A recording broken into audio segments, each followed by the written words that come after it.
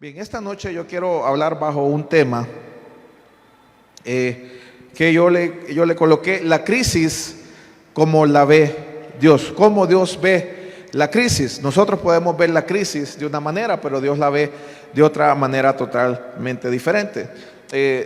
Yo aclaro que el hecho que nosotros estemos en Cristo no quiere decir que no tengamos problemas, adversidades, situaciones difíciles, enfermedades, situaciones económicas. Eso, estar en Cristo no nos absenta de pasar esas cosas. Digo esto porque muchos creen que al venir a Cristo, bueno, yo acudo a Cristo para no tener problemas, yo acudo a Cristo para no enfermarme, yo acudo a Cristo para no tener problemas en la familia, y eso no es del todo correcto. En Cristo tenemos esperanza. En medio del problema, en Cristo tenemos esperanza. En medio de la enfermedad, tenemos esperanza en Cristo. Cuando el esposo, cuando la esposa, cuando el hijo pasan cosas en la casa, tenemos en Cristo esperanza. Y esa es la realidad del cristiano. Problemas todos tenemos, todos estamos exentos. Y es lo que queremos hablar esta noche. En medio de toda crisis, la única que va a sobresalir o permanecer es la palabra de Dios. Y yo le quiero recalcar un texto que se los he así desde hace como 2 meses, ¿verdad? Mateo 24:35. ¿Quién se lo sabe de memoria? Mateo 24:35. Dice que el cielo hila, pero las palabras de Jesús. Es Dios diciendo que lo que usted esté pasando va a pasar, pero lo que Dios diga va a permanecer. Así que la opinión más importante es la que tenga Dios. Vamos a ver, usted en medio de la crisis, del problema, puede ir donde gente sabia, donde gente entendida en muchas materias, para que nos ayuden, pero no se puede comparar con Dios. La forma en que Dios actúa en nosotros es que Él deja una marca en nuestra vida. La marca de Dios en nosotros nunca nadie la podrá superar. Entonces yo quiero que usted, si anda a libreta, siempre le insisto, traiga una libreta, traiga un apunte, traiga su Biblia, traiga marcador, traiga lápiz. Y yo quiero que anote o que le diga al que está a la par: para mí la palabra de Dios vale más que cualquier palabra de un hombre. Dígale que está a la par: para mí la palabra de Dios vale más que la palabra de cualquier hombre. Entonces es importante saber cómo Dios ve la crisis, y que dejemos de ver la crisis como el mundo la ve, que dejemos de ver la crisis como nuestros ojos la ven, y que dejemos de verla como nuestros sentidos la perciben, que dejemos de verla como los libros, como las noticias, como el mundo, y comencemos a verla, la crisis sobre nuestra vida, familia, como Dios la ve. Entonces la pregunta es: ¿cómo Dios ve la crisis? ¿Cómo Dios ve la crisis que nosotros pasamos? Entonces esta noche vamos a dejar que Dios nos hable a través de vamos a ver cómo Dios ve la crisis según la palabra de Dios. Y vamos a ver, la palabra de Dios es lámpara a nuestros pies. Usted ve este texto que está aquí. La palabra de Dios es lámpara a nuestros pies y lumbrera a nuestro camino. Así que vamos a dejar que ella nos hable, que ella nos enseñe, que ella nos ilumbre, los ilumine. Y si alguien pueda decir esta noche: mire, yo siempre, mi intención es a usted llevarlo a la palabra de Dios, no a mi opinión, porque mi opinión es una, pero otra cosa es la palabra de Dios. Mi opinión puede cambiar, pero la palabra de Dios no va a cambiar. Entonces, si alguien no está de acuerdo con lo que yo pueda expresar, mi intención es llevarlo a usted a la palabra de Dios. Si usted no está de acuerdo con lo que yo diga, y siempre y cuando yo diga la palabra de Dios, usted no está en contra mía, está en contra de lo que Dios dice. Entonces por eso ponemos ese tiempo en las manos de Dios, para que sea Él hablando esta noche, que no sea el hombre, que no sea mi carne, sino que yo pueda ser un instrumento de Dios. Yo le pido un favor: siempre que usted venga a la iglesia, dígale: Señor, hable a través del pastor. Si es a través del hermano Héctor, de la hermana Elfina, de la hermana Orfilia, Señor, habla, o a través de la persona que sepa, Señor, habla a través de él. Sea usted, Señor, hablándome a mi vida, porque es importante que Dios nos pueda utilizar. Recordemos, somos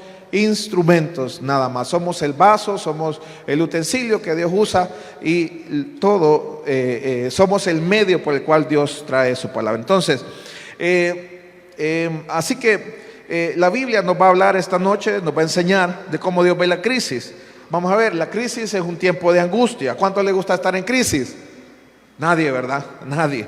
Porque es un tiempo de angustia, es un tiempo de problema, de prueba, es un tiempo de dolor, es un tiempo de pérdida para los estudiantes. ¿A cuánto le gusta estar en exámenes? Nadie, ¿verdad? ¿Verdad que a nadie le gusta estar en prueba? Entonces, es un tiempo, para muchos es un tiempo de pérdida. Y digo esto porque la Biblia la ve como un tiempo. Como Dios ve la crisis, los problemas, las situaciones que enfrentamos como un tiempo.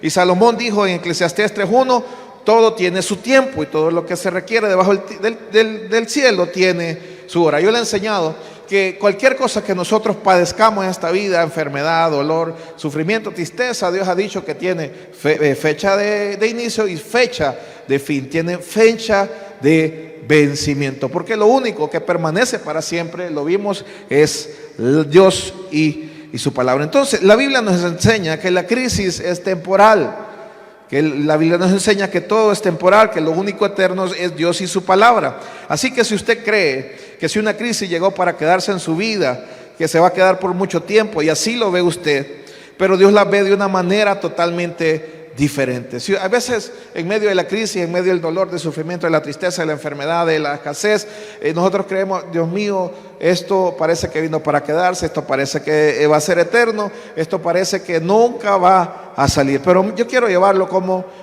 habla el apóstol Pablo de la tribulación, según de Corintios 4:17. Ese es un texto que yo le pido que se lo memorice, segunda de Corintios 4:17. Y dice el apóstol Pablo, porque esta leve tribulación es eterna.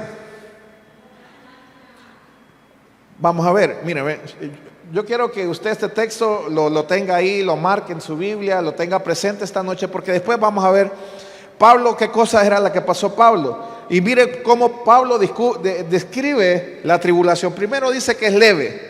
Y vamos a ver si eran leves. Yo no sé si usted y yo aguantaríamos todo lo que el apóstol Pablo pasó, pero Pablo dice, esta leve tribulación momentánea produce en nosotros un cada vez más excelente y eterno peso de gloria. ¿Cómo describe Pablo la tribulación?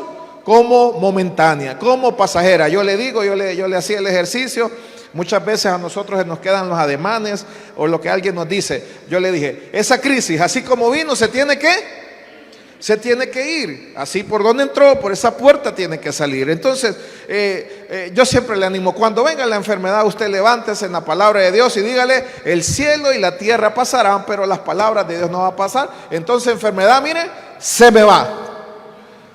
Escasez, tiene que salir. ¿Por qué? Porque Pablo dijo que todo era momentáneo, que va a durar, tiene una fecha de inicio y tiene una fecha de fin. Entonces, el apóstol Pablo le está diciendo que todo lo que a nosotros nos sucede es temporal, momentáneo y pasajero. Así que cuando la crisis toca su puerta, no se preocupe, que así como vino, tiene que irse, no se puede quedar en la vida de los creyentes. Dígale al que está a la par, la crisis no se puede quedar en tu vida. La enfermedad no se puede quedar en tu vida, la escasez no se puede quedar en tu vida. Entonces, la crisis, así como comenzó, así tiene que terminar. No es algo eterno, no es algo constante. La crisis tiene fecha de vencimiento. Lo único eterno es Dios y su palabra. Entonces, Mateo 24:35, yo le pido que se lo memorice. El cielo y la tierra pasarán, pero las palabras de Jesús no van a pasar. Entonces, la crisis tiene que pasar. La crisis en el país tiene que pasar. La crisis en el matrimonio tiene que pasar. La crisis en los hijos tiene que pasar. El desempleo que está afrontando tiene que pasar. Esa refrigeradora vacía tiene que pasar. El problema es que ahora nos angustia. Ese problema que ahora nos angustia también, y por el cual usted está orando, por el cual usted le está pidiendo al Señor, también tiene que pasar, porque es temporal. Así que lo primero que la Biblia nos enseña acerca de la crisis es temporal. Entonces, pregunta, ¿la crisis vino para quedarse para siempre? Es temporal, es pasajera, es momentánea. Y yo quiero describir dos características que tiene la crisis en nosotros. Primeramente, la crisis es universal. Vamos a ver, la crisis no tiene favoritos, no tiene personas predilectas. A usted le puede suceder en el trabajo, en los estudios, en la casa, en la calle, es universal. Le viene, oiga, le viene a los mundanos y le viene a los cristianos. Le sucede a los que son inconstantes en el Señor como a los que son constantes. La crisis es universal. Porque, y sabe que muchas veces cuando la crisis nos viene, nos preguntamos, pero ¿por qué a mí me pasa esto? Vamos a ver, la crisis, los momentos difíciles, yo le dije, las temporadas malas, los días malos, nos pasa a todo el mundo. El Señor dijo que el sol sale para buenos y para malos. Igual los días nublados, los días lluviosos, sale para buenos y para malos. Entonces, muchas veces en medio del problema nosotros nos preguntamos, ¿por qué a mí, Señor? ¿Por qué a mí? Entonces, el Señor Jesús lo dijo en esta forma en Juan 16:33. Juan 16:33, que en el mundo tendremos aflicción, pero confiad, yo he vencido al mundo. Jesús dijo que no nos íbamos a esconder de la aflicción. Él dijo que íbamos a tener aflicción, pero que confiáramos en Él, que Él iba a vencer el mundo. Así que la crisis es parte de vivir en la dinámica de estos tiempos. Yo le digo, los únicos que no tienen problemas son aquellos que están enterrados, ¿verdad? Los que no van, yo les digo, los que no tienen problemas con la mujer son los que están solteros.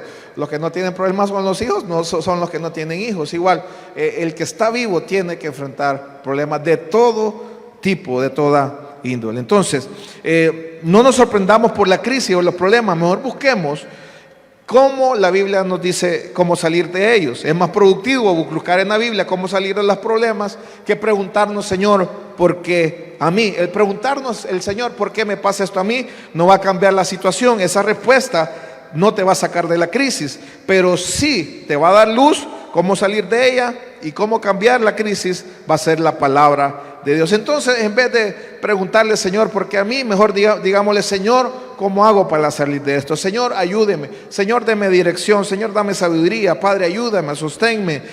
Señor, que en esta crisis mi fe no pueda faltar. Es más sabio pedirle al Señor dirección, ayuda, soporte, que preguntarnos por qué a mí. La crisis es universal. La crisis nos viene a todos, a los blancos, a los negritos, a los chaparritos, a los altos, a los colochitos, a los pelos lisos, a los gorditos, a los flacos, a todos nos viene la crisis. Otra característica, que la crisis es imparcial. O sea, que si usted tiene dinero o no tiene dinero, le viene la crisis, igual le va a suceder. Le sucede al blanco, al negro, le sucede al evangélico como al mundano, le viene al que viene a la iglesia como al que viene, al que no viene, le viene al que ora como al que no ora, al que ayuna como al que no ayuna. Yo quiero mostrarle cómo lo dice el Señor Jesucristo en una historia que relata Mateo 7, 24 al 27. Evangelio de Mateo, capítulo 7, verso 24 al 27. Esto a nosotros nos lo enseñaban desde escuela dominical, hasta hacíamos una canción, y esto le va a recordar a usted. Dice: cualquiera pues que oye estas palabras y las hace. Me detengo ahí para hacer un comercial. Vamos a ver el propósito de que usted se ponga un día como hoy a la palabra de Dios. No solamente que usted venga y oiga la palabra. El propósito de Dios es que usted la pueda poner en práctica, que usted la pueda hacer. Dice Santiago 1:22 que muchos son oidores olvidadizos, pero el Señor no quiere que seamos oidores olvidadizos. Él quiere que seamos hacedores de su palabra. ¿Qué pasa cuando yo vengo a la iglesia y me expongo a la palabra de Dios y oigo la palabra? Muchos dicen amén, muchos lloran, pero al momento de ponerla en práctica, no la ponen en práctica. Dice, si lo podemos poner por favor, Santiago 1:22, creo que es Santiago 1:22.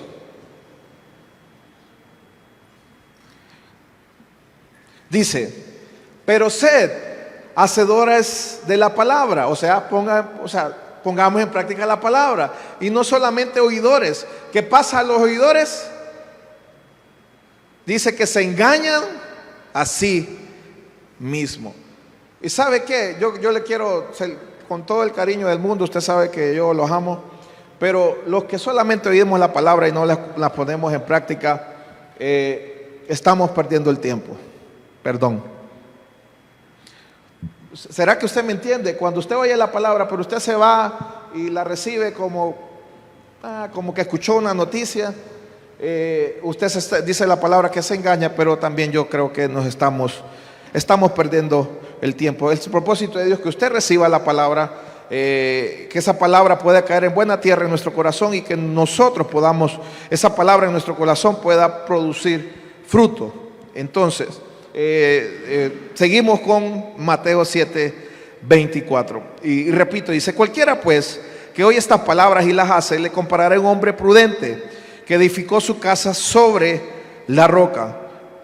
Vamos a ver, recapitulo. Quien oye la palabra de Dios y las hace, dice Dios que lo considera un hombre prudente. Dígale: Señor, yo quiero ser una mujer, un hombre prudente. Dígaselo ahí: Señor, yo quiero ser una mujer prudente. ¿Y cómo puedo ser un hombre o una mujer prudente? Oyendo la palabra y poniéndola en práctica. 25 dice: oiga, este hombre oía la palabra, la hacía, pero dice que 25, descendió la lluvia y vinieron ríos y soplaron vientos y golpearon contra aquella casa y no cayó porque estaba fundada sobre la roca. Pero cualquiera que me oye estas palabras y no las hace, le compararé a un insensato. Aquí no hay de esos, que edificó su casa sobre la arena. Y dice lo mismo: descendió lluvia, vinieron ríos y soplaron vientos y dieron con ímpetu contra aquella casa y cayó, y fue grande su ruina. Entonces primero habla de un hombre que oyó la palabra y la puso en práctica. Luego habla de una persona que la oyó pero no la puso en práctica. Dice que sobre los dos, sobre el que la puso en práctica y sobre el que no la puso en práctica, vinieron lluvias, ríos, vientos y golpearon la casa. Por eso decimos que la crisis es universal. La crisis le viene al que viene a la iglesia como al que no viene a la iglesia, como al que ora, al que no ora, al que ayuna, al que no ayuna, al que diezma, al que no diezma, al que ofrenda, al que no ofrenda. La crisis es para todos. Entonces, vamos a ver, usted podrá preguntar: pero pastor, ¿por qué me viene esto? ¿Por qué me viene esto y lo otro? Si yo estoy orando, si yo estoy ayunando. Vamos a ver, la crisis es universal. Entonces Jesús nos enseña que el que oye la palabra y la hace, la crisis va a venir. Pero ¿sabe qué? ¿Cuál es la diferencia entre el que pone en práctica la palabra y el que no? Que la crisis siempre va a venir, pero el que la pone en práctica, el que es prudente, el que edifica sobre la roca, no va a caer, no percibirá destrucción. Pero también Jesús nos enseña que el que oye la palabra y no la hace, le va a venir la crisis igual, pero le va a hacer daño, le va a destruir y va a traer grande, va a ser grande su ruina. Entonces, pastor, si oigo la palabra y la practico, ¿cuál es la diferencia a que no la practique? Bueno, si va a caer, va a dañar y le va a traer grande ruina si usted no practica la palabra. Entonces, aquel que no edificó sobre la roca, que es Cristo, viene la crisis y pierde el matrimonio, pierde los hijos, pierde la familia, pierde todo lo que tenga que perder. Y es como dijo Jesús: es grande su ruina, es grande su pérdida. La crisis se quedará en él y permanecerá en él, pero aquel que tiene su cimiento, fundamento en Cristo, la crisis va a ser pasajera a causa de su fundamento. Mire, Pablo, como él mencionaba, el que está en Cristo, por eso decía que esa leve tribulación va a ser momentánea. Vamos a ver, y esto es lo que nos dice la palabra de Dios acerca de la crisis. La crisis va a venir porque es para todos, porque es universal. Va a venir a nuestras vidas, situaciones, muchas de ellas van a ser imprevistas, ¿sabe? Muchas crisis, muchas veces nosotros no las vamos a buscar, otras no, pero siempre van a venir, es universal. El que le abre la puerta, muchos le van a abrir la puerta de la crisis, otros no se la van a abrir, pero siempre va a venir. Y yo menciono esta noche un hombre que fue probado en gran manera. Y yo le quiero hablar de Job. Rápidamente quiero tocar a Job. Job vivía una vida recta. Yo creo que lea Job 1. Dice que Job rodeaba a sus hijos con oración para que la crisis no los tocara. Pero un día le tocó la crisis.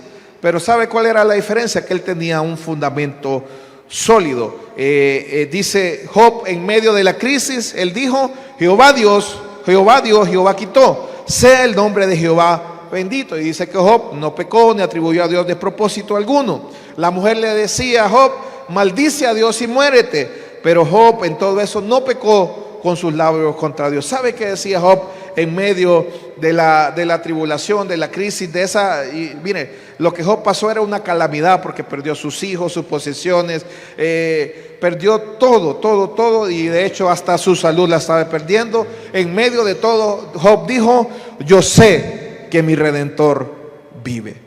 Mire qué tremendo, como un hombre que estaba fundamentado sobre la roca, que no estaba fundamentado sobre la arena, puede decir en medio de haberlo perdido todo. Yo no sé si usted se puede visualizar en los zapatos de Job, pero qué tremendo lo que pasó Job.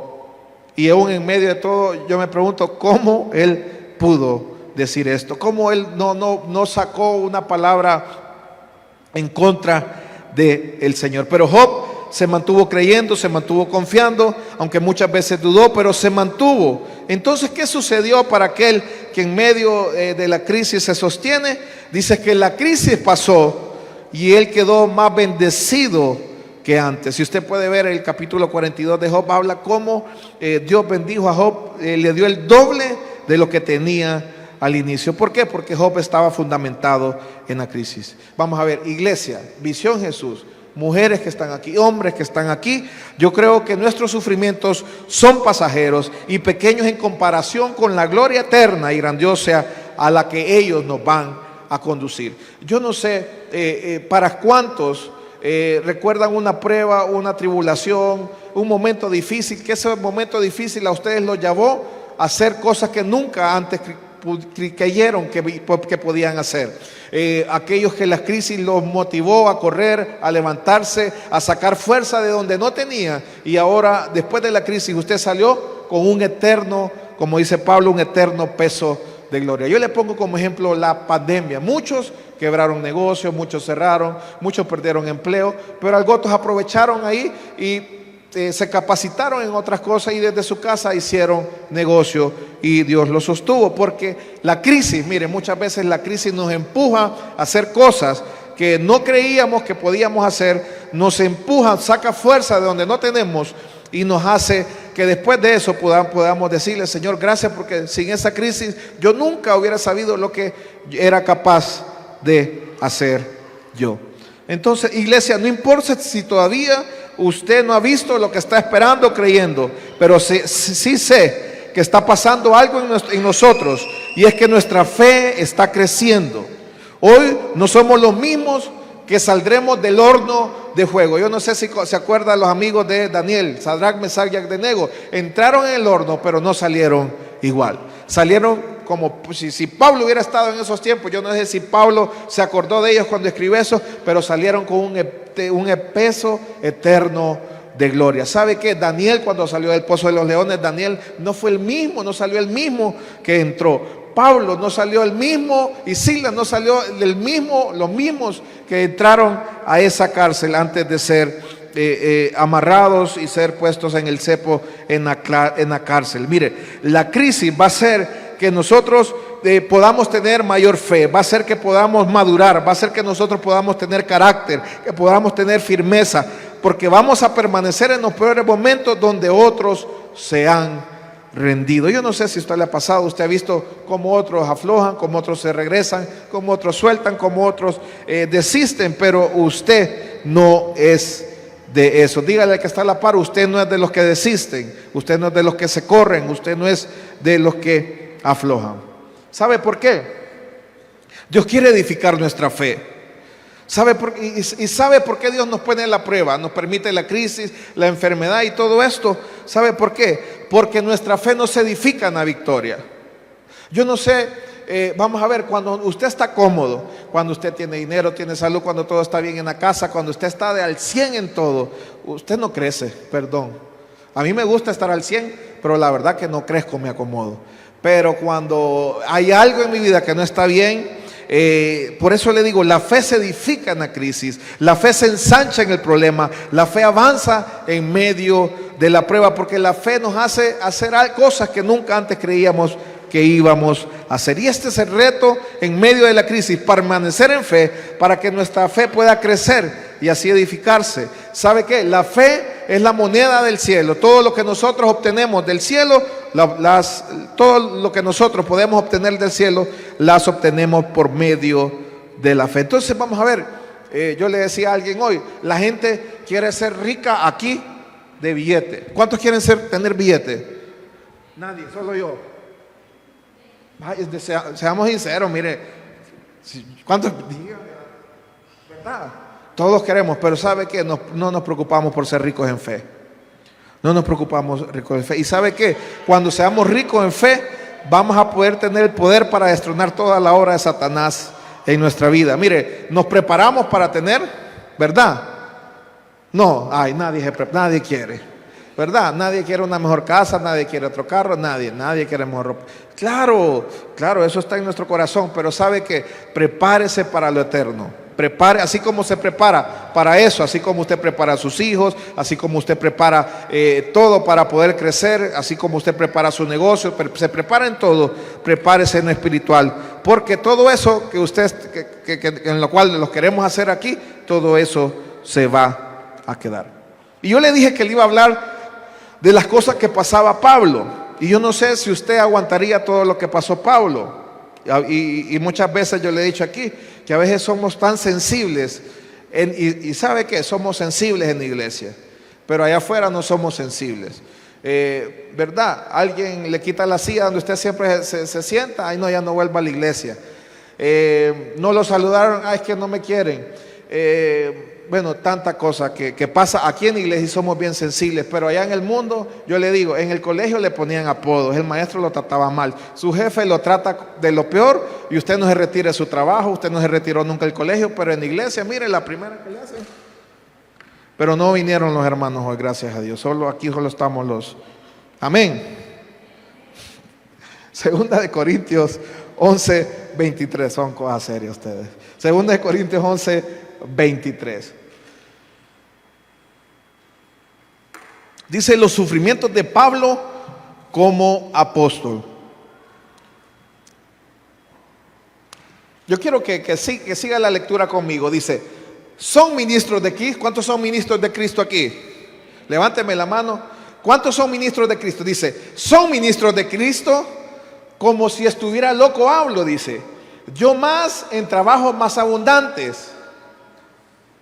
Mire, en azotes sin número, en cárceles más, en peligro de muerte muchas veces. De los judíos 5 veces he recibido 40 azotes menos 1. 3 veces he sido azotado con vara, 1 vez apedreado, 3 veces he padecido naufragio, 1 noche y 1 día he estado como náufrago en el mar. Y en camino muchas veces, en peligro de ríos, en peligro de ladrones, en peligro de los de mi nación, en peligro de los gentiles, en peligros en la ciudad, en peligros en el desierto, en peligros en el mar, en peligros entre falsos hermanos, en trabajo y fatiga, en muchos desvelos, en hambre y sed, en muchos ayunos, en frío y en desnudez. Usted habrá pasado algo así como lo que pasó Pablo. ¿A cuántos le han dado con vara aquí por ser ministro de Cristo? ¿Verdad que no? ¿A cuántos los han desnudado? ¿A cuántos han pasado hambre, sed? ¿A cuántos han tenido peligro de ríos? Mire, todo lo que pasó el apóstol Pablo. Entonces, Pablo, que dijo que esta leve tribulación momentánea, bueno, este es el mismo Pablo que está escribiendo esto, habla de las temporadas que vinieron sobre él, crisis que vinieron.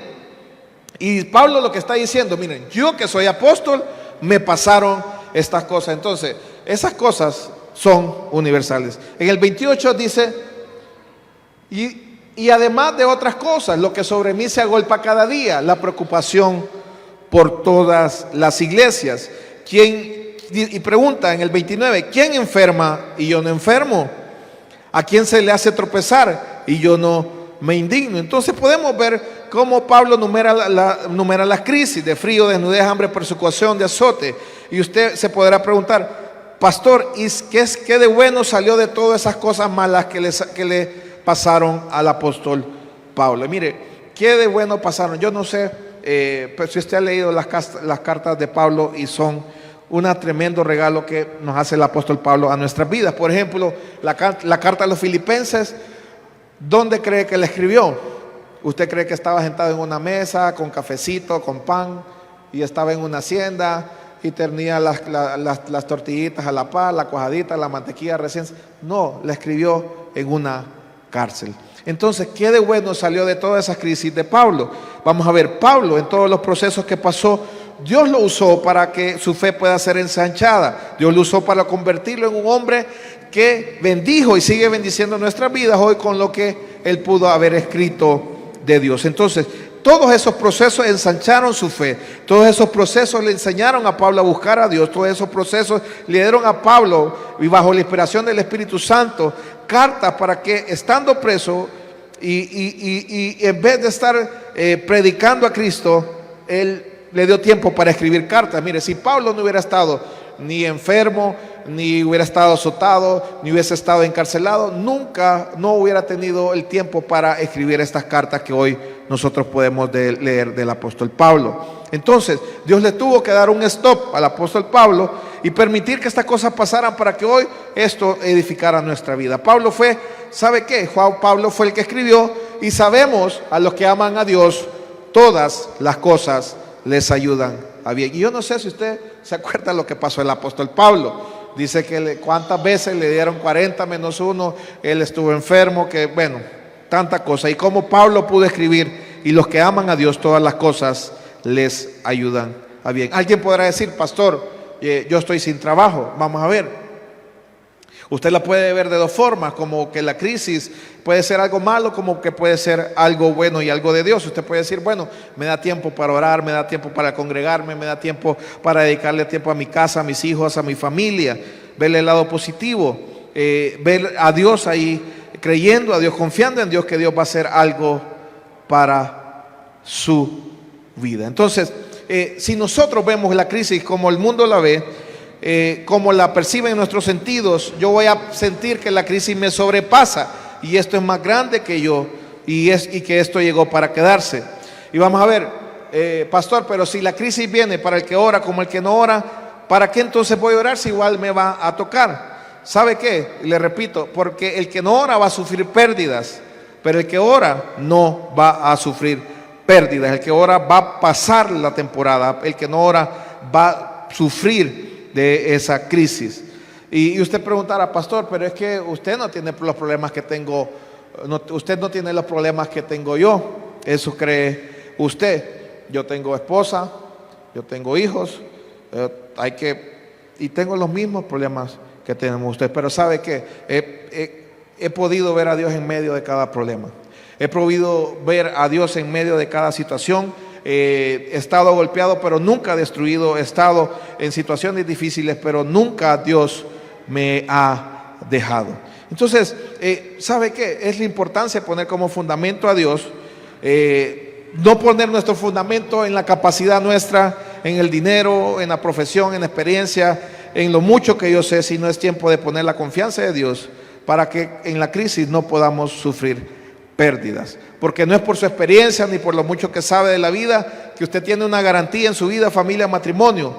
Tu seguridad te la da Cristo. Si usted quiere tener seguridad en su matrimonio, ponga a Cristo como fundamento. Si usted quiere tener seguridad en la crianza de sus hijos, quiere tener seguridad en su negocio, ponga a Cristo como fundamento, porque Él le va a ayudar a salir de cualquier crisis. ¿Sabe cuál es la diferencia? El que tiene a Cristo y el que no tiene a Cristo. Yo se lo dije al inicio, tenemos esperanza. Pablo decía en Colosenses 1:27 que Cristo en nosotros es esperanza de gloria. O sea que en medio del problema Cristo va a ser mi esperanza. En medio de la enfermedad Cristo va a ser mi esperanza. Yo tengo esperanza. El que no tiene a Cristo no tiene esperanza. Y pone su esperanza en el amigo con dinero, en el familiar que es aquí, en las cosas de este mundo. Yo quiero llevarlo, para terminar, en un ejemplo que nos pone la palabra del Señor.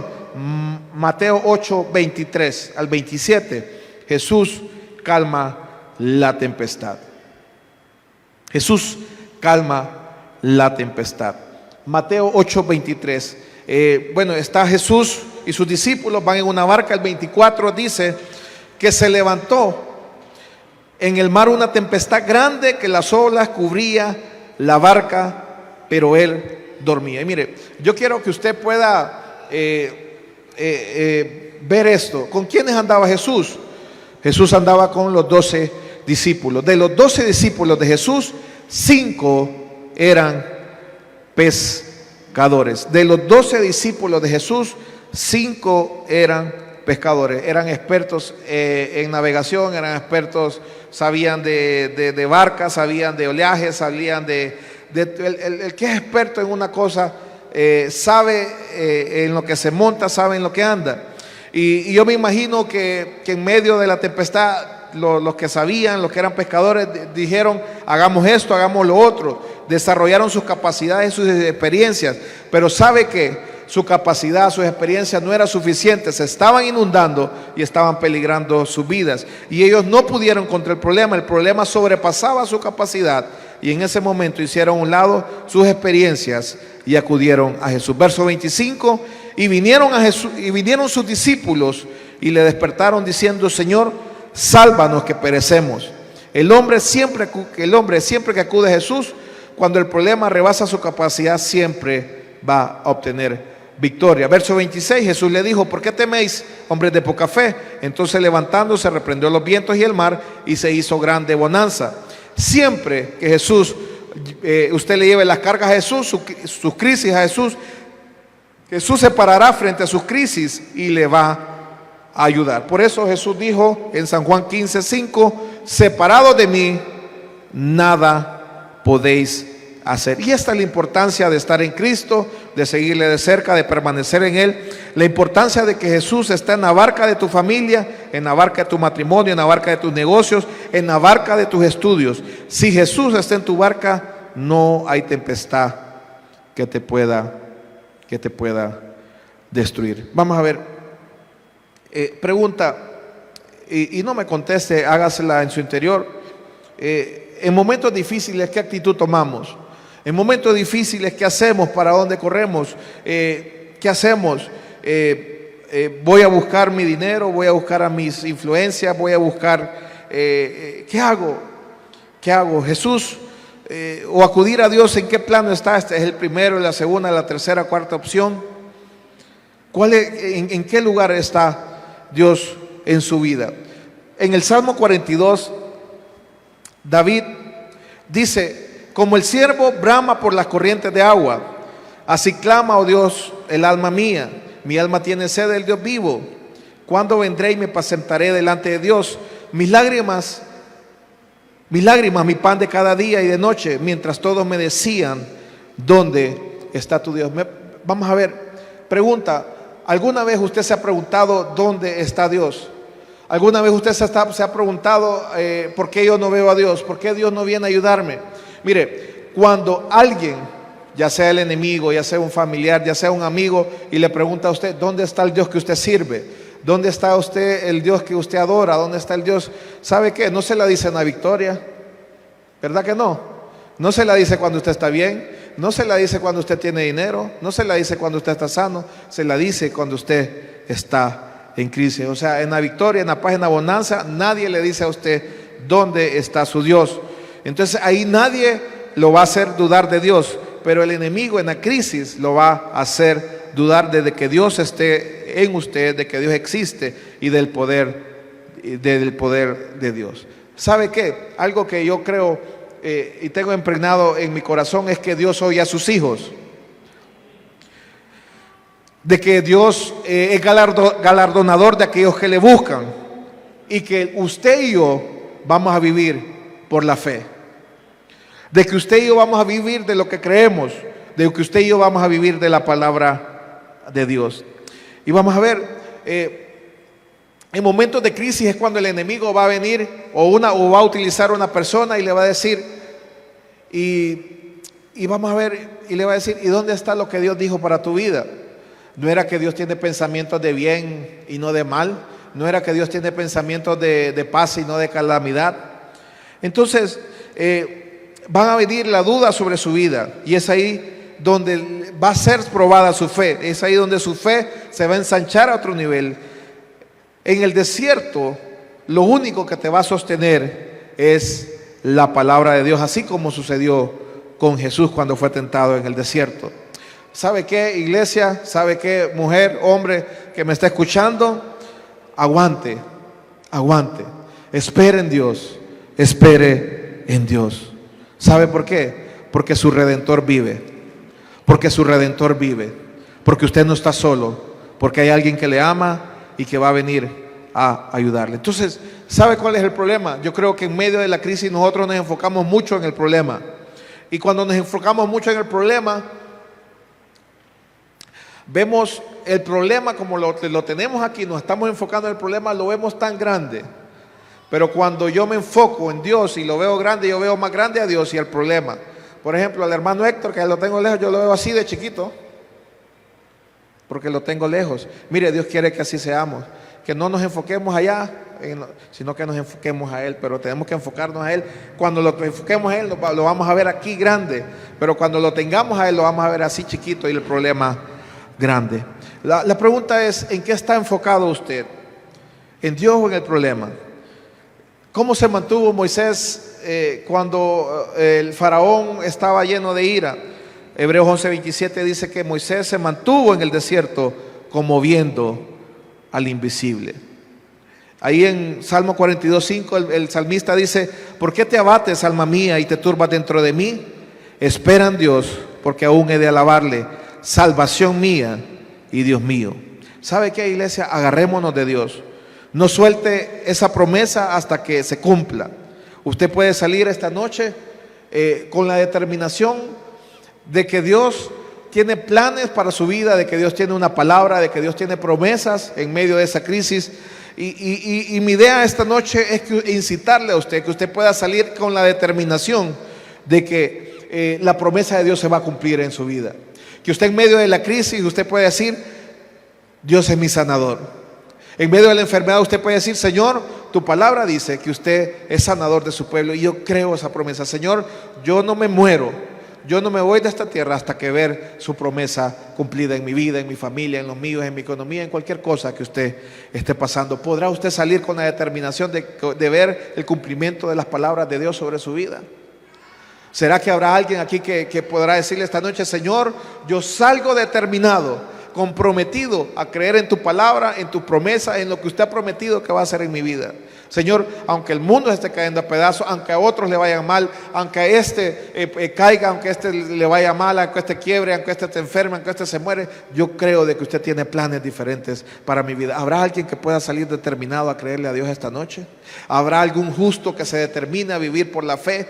¿Qué es vivir por la fe, pastor? Vivir creyendo que lo que se va a cumplir en su vida no va a ser la palabra del hombre, no va a ser la noticia, no va a ser los pronósticos de los economistas o de los políticos, sino que lo que se va a cumplir en su vida va a ser la palabra de Dios. ¿Por qué te turbas, alma mía? ¿Por qué te turbas dentro de mí? Espera en Dios, porque aún he de alabarle, salvación mía y mi Dios.